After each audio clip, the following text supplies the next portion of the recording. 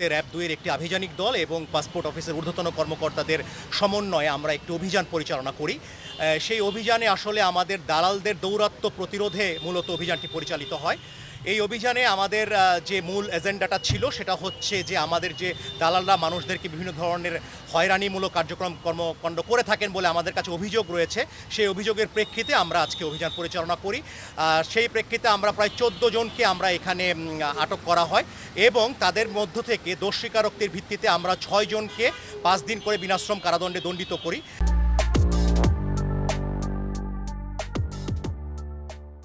এবং বাকি ৩ জনকে আমরা অব্যাহতি প্রদান করা হয়। অন্যদের বিষয়ে আমাদের কার্যক্রম চলমান রয়েছে, তাদের যাচাই বাছাই প্রক্রিয়া চলমান রয়েছে।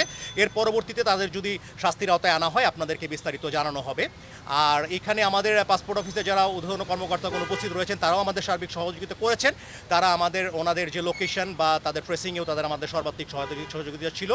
তো আমরা এ ধরনের অভিযান আমাদের নিয়মিত অব্যাহত রয়েছে। র্যাব ২ প্রায়শই এই ধরনের অভিযান করে থাকে আপনারা জানেন।